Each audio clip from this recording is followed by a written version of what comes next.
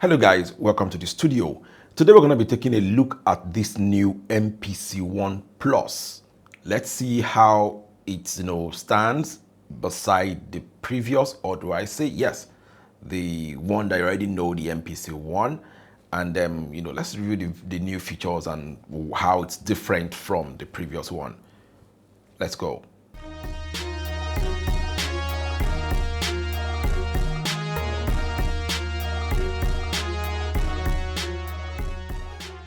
Welcome back. Recall sometimes ago, not too long ago, in fact less than a month ago, MPC released the MPC X special edition, and which was like nothing different from what you have on the MPC X, the one that was released like about 5 years ago. Then they just put in some new one or two things like a memory upgrade and things like that, and then they say okay fine, then I think they put some plugins in it. The one you could have had to buy came on board, and then it's like fine, take this and continue using it.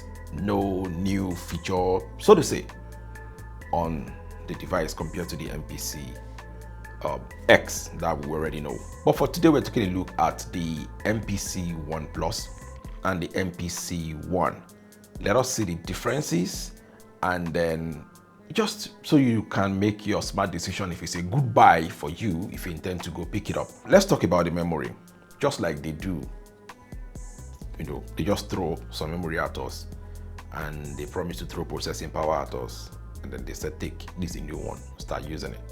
So the onboard storage, which used to be 4 gig on the MPC One, is now 16 gig on the MPC One X. Let us review that. How many people actually use the onboard memory? Like a lot, and for what? Do you get? Because over the time I've noticed that a lot of people basically carry around the external drive or external storage or the other hard drive that you can insert within these devices. But then if you think that is a good reason enough for you to go and jump on it and say, let me buy it because of that, you might want to think twice. But then, let's continue. We're basically weighing the features, right? And talking about the connectivity, the one you currently have, that is MPC One, only supports Ethernet connectivity. That means no Wi-Fi, no Bluetooth, nothing of such. But now, on the MPC One Plus, you get your Wi-Fi connection, you get Bluetooth, and then you get Ableton Link 3. Now, if you are the type that is basically what you use, it works for you, you basically would prefer to work, to connect your devices in a Wi-Fi, so you can probably move data. If you need the Bluetooth, I don't know what you use Bluetooth for on your devices. Some people do. Then if you need the Ableton Link 3 for those who basically export their jobs onto Ableton and then finish it up there, this is a good one. Instead of you to go get the One, jump on the One Plus instead, right? I'll say that. Then any other new features? We're talking about the fact that we're told it's got some new mixer, new effects, new workflow enhancement. I'm still yet to see that workflow enhancement, the new one, how it will be different from what we're already used to as far as the MPC software is concerned. Do you get? So basically that's just about it. That's basically what they changed.